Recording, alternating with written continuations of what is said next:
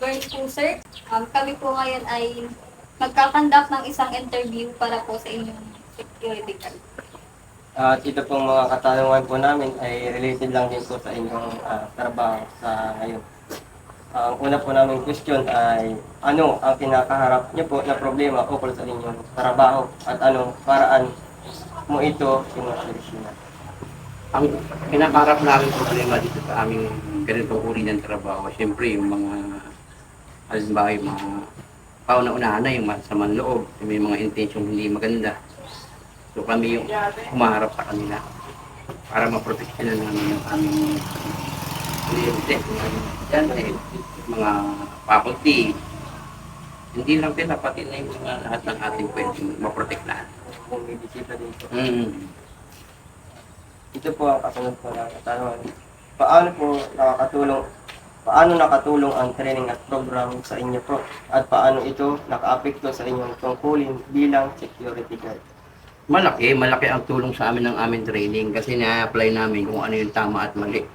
Kasi kung ikaw ay walang sapat na kaalaman sa ganitong trabaho, mapapasubo ka lang sa problema. Hindi mo may apply sa kanila yung kung ano yung trabahong nararapat doon sa kinabibilangan mo. Bakit po mahalaga ang magkaroon ng seguridad sa paaralan po na ito?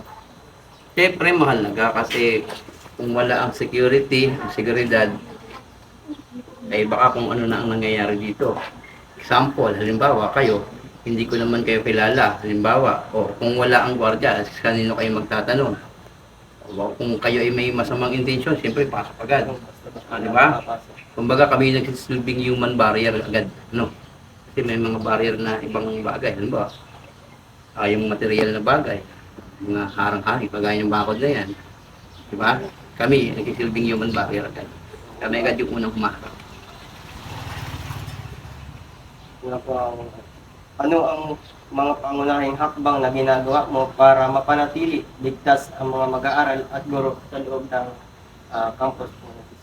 O ay nagsasagawa kami ng safety first, unang-una, halimbawa, pag may bagong panauhin, hindi namin kilala. Mayroon kaming ginagalap na, yung mga outsider, may ginagawa kaming body check. O kaya naman ay, obserbahan mo kung siya ay mabuti ba o sa paningin mo ay medyo may kadudadudang kilos. Ayun, ganito. Lalo pag may mga event. Tapos, siyempre, inaalam namin kung ano yung mga rules na dapat na i-apply namin. Halimbawa, kagaya ng order ng aming mga boss na kailangan walang papasok na walang permit. Kailangan lahat lang may permit. Kaya pag may event doon, nag-i-issue sila ng ticket na yun ang magiging pass nila para makapasok. So, ibig sabihin pag walang ticket or permit, hindi pwede papasok eh. No entera. No entera. Parang gano'n. Paano mo naman po inahandle ang mga hindi inaasahang sitwasyon tulad ng mga away o mga aksidente ng magnanakaw? O yun nga, halimbawa, may away. So, at labas, pwede mo naman eh. Takot pa rin naman yan. Pwede ka makialam. Kung sa labas, hindi mo nasakop ng school, pwede mong i-apply, citizen arrest naman yon. Kung nasa school naman, nasasakupan mo naman, so i-apply mo pa rin bilang isang tagapagligtas, tagapag-secured ng mga kung ano mang nandito, gamit o tao man, so i-apply mo kung ano yung nilalaman, yun ang sa tama lang. Ano naman po ang mga patakaran o regulasyon sa pagpasok at paglabas ng mga tao sa loob po ng campus na ito? Ganon din, kagaya rin ng pagpasok. May body check. Ngayon, kung merong ilalabas na items, o halimbawa gamit ng school man o ng mga personal na ano dyan, hahanapan namin ng gate pass. So, katulad din po pag may nanghihiram ng mga gamit. Yun na nga yun. Kailangan may gate pass. Authorized ng mga mga boss namin. Ano naman po ang uri ng training ang ginaan niyo po bago maging security guard dito sa paaralan? Una, pag ikaw ay mag-security guard, may training kaming 15 days, yung tinatawag na PLTC, yung Preliminary License Training Course. Ngayon, pag renewal na lang, siguro mga 5 days training na lang. Yun naman siya sabing RTC. Renewal training course. Pag unang gwardiya ka, kailangan mo mag-training ng kalahating buwan, 15 days. Yun talaga yung proseso. Para po maging... Doon malalaman mo lahat ng yung magiging gaganapan. Saan po nag-training doon? Mayroong mga training center. Maraming training center. Yung katulad din po ng sa mga ibang security guard doon. Lahat yan. Makikita nyo ang hindi talagang legit na gwardiya. Pag kayo nakakita ng gwardyang may medicine kit na may Red Cross, hindi ko naman sinasabing peke.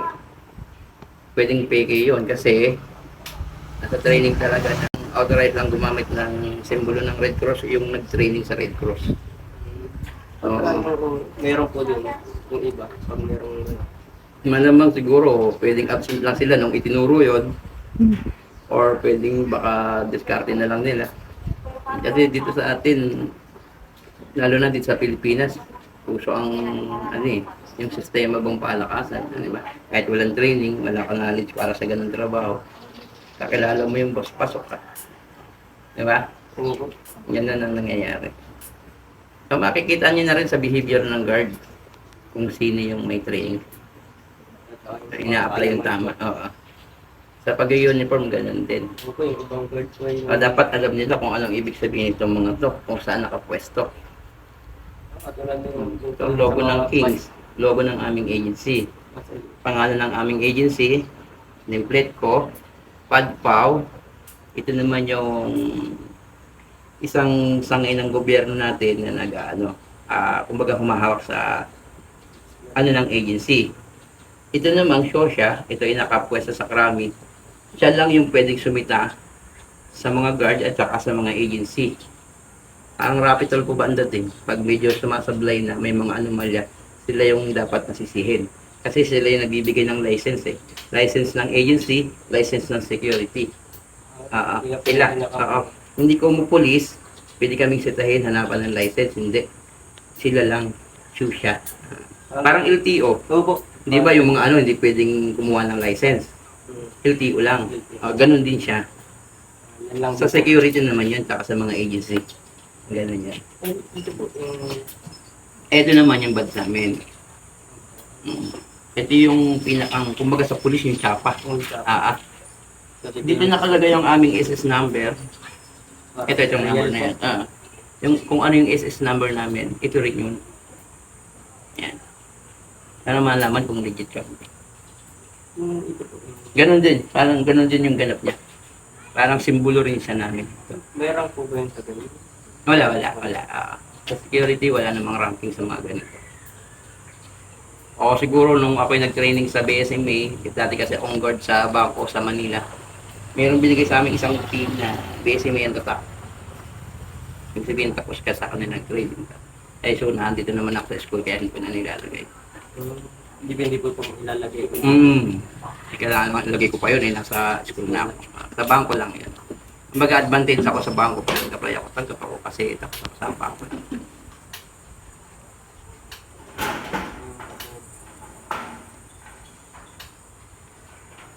Paano naman po ang proseso ng iyong pagsasanay bago maging komplikado bilang security guard po yung proseso po ng iyong pagsasanay? Unang-una, yung proseso ng pagsasanay, kagaya ng sinabi ko, titake ka ng PLTC, para ka rin nagtitraining sa parang military training din. Ganun din yan. Ilang ay konti lang po yung araw. Konti lang hang? Konti lang po yung araw na i-train sa 15 days. Yun nga lang yung 15 days yun. Wow, pa yun. Parang training din ng mga basic ng training ng military. Meron kayo mag-jogging, magpupush up. Ituturo yung paggamit ng baril, anong klaseng baril, that part ng baril. Ganun. Saka yung mga sangay na dapat mong puntahan, sakaling hihingi ka ng tulong o magbibigay ka ng tulong, itinuturo lahat yun doon. Nagamit din po pala ng baril. Oo, siyempre. Meron kaming service na 9mm dito, saka yung namin ay shotgun. Pang yun ay pang namin sa aming sarili. Yung pinakang self-defense namin. Ngayon kung kaya naman at may nagrarally o kaya may mga grupo na medyo against sa inyo, hanggat maaari maximum tolerance pa rin. Hanggat kaya mong huwag gamitin yan, huwag mong gagamitin. Ngayon kung talagang kailangan na, tsaka lang. Pero sa tamang pangangatwiran pa din ha. Baka naman ikaw ang may kasalanan eh. Tapos i-apply mo, di lalo ka lang napalubog. Ano? Kaya po, bakit niyo po pinili maging isang security guard? Pinili niyo po ba ito o trabaho? Ayan Dodoy, magandang tanong yan ha. Kasi ganito yan eh. Hindi sa pinili. Kasi ito yung realidad eh. Kung kami, halimbawa para sa akin, hindi ko naman nilalang. Kung ako'y natapos ng pag-aaral sa kolehiyo, baka wala ako dito. Or baka nasa ibang linyahan. So, ibig sabihin, dimuti ako sa bangko. Marami ding trabaho na puntahan ko. Tapos mas pinili ko dito sa probinsya, gawa ng isang dahilan sa financial. Doon, malaki nga ang kita mo. Manila, lahat naman ay bayad. Pag mong pangkulang, hindi ka makakadiskarte ng libre doon, hindi ka gaya sa probinsya, di ba? Ano ka lang, nagbalay-galay, ay takindagan ako, taga-matinig ako, katabi lang ng school nyo. Taga-matinig lang ako. O doon, madaling mangisla ka lang ng konti, may pangkulang ka na. O dito, pinili ko dito. Kasi malapit lang. Pero kung ako'y tapos ng college, di ba mag-apply ako sa mga government, di ba? O yung mga malaking, oo. O di ba, tapos ako ng engineer, tapos ako pulit, tapos ako ng ay baka hindi tayo magkakaharap na yun. O baka sa ibang bagay tayo magkakaharap. Hindi sa pinili. Kumbaga masakit na realidad, kumbaga ito lang yung naanong ko rito. Abot ng aking requirement, abot ng aking yan kasi sa security noon, ewan ko lang ngayon, pag tapos ka ng high school, pwede kang mag-security. Ngayon yata hindi na. Oo, dapat college graduate ka na rin o nakarating ka ng college. Parang gano'n.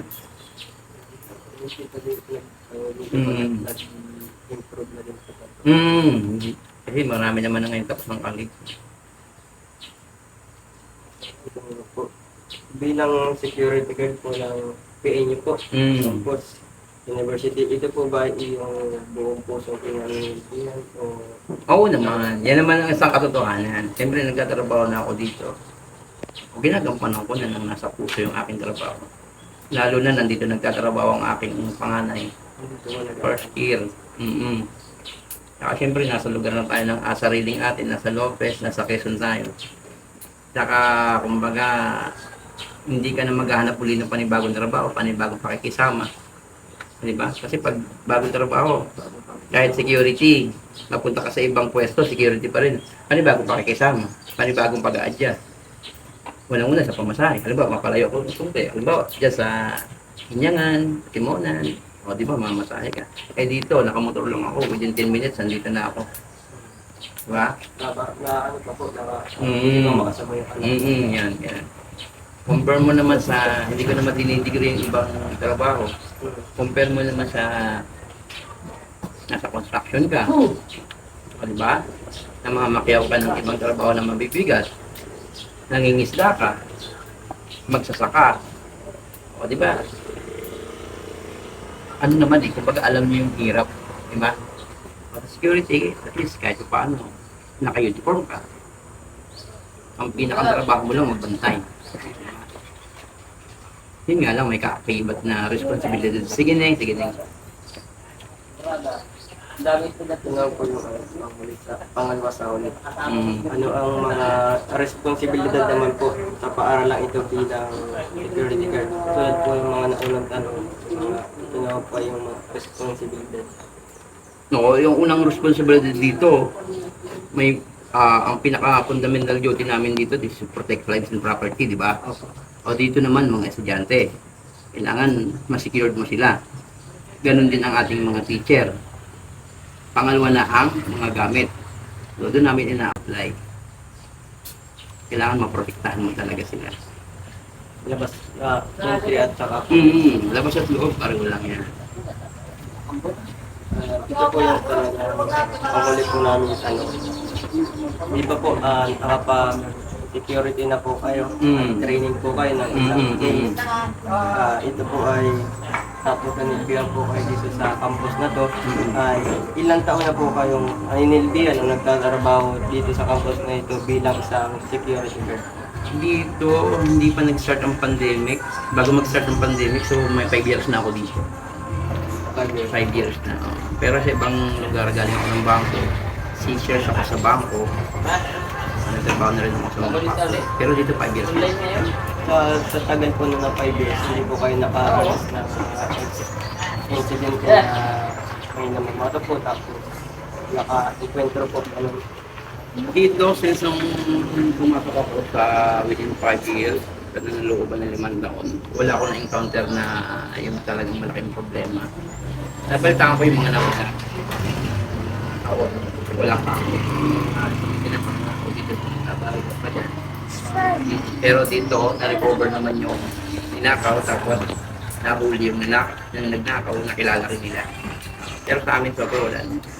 Pinakang problema lang namin dito, yung halimbawa, ganyan, may mga empleyado ngayon na gumagawa ng aming building. Yung mga empleyado, nagpunta naman ng problema.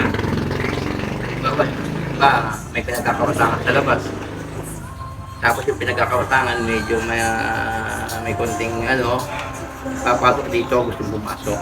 Nagpipilit. Nakapingilin. Ay, bawal yun. Kasi may iskandalo ang aming eskwelahan. So, doon naman, hindi mo naman may-apply na hilahin yun o saktan ng basta-basta. Ganun pa rin ang gagawin mo. Apply mo pa rin yung maximum tolerance na kaya mong gawin. Hanggat kaya mo gumamit ang lahat. Ganun. Kailangan yun. Kailangan. Parang kayo, pagdating ng panahon, magiging ganun din kayo. Diba? Magiging inyo, protect ang no?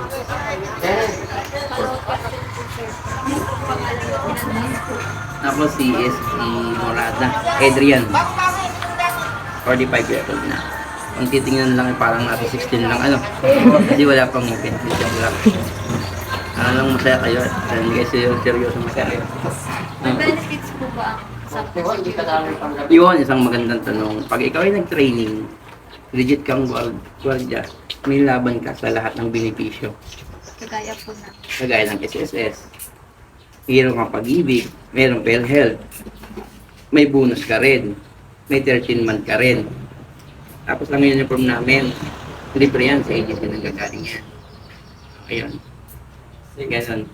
Sige po, yun na lang po ang aming lahat ng katanungan. Marami pong salamat. Okay. Thank you po. Sige. Salamat din sa inyong panahon.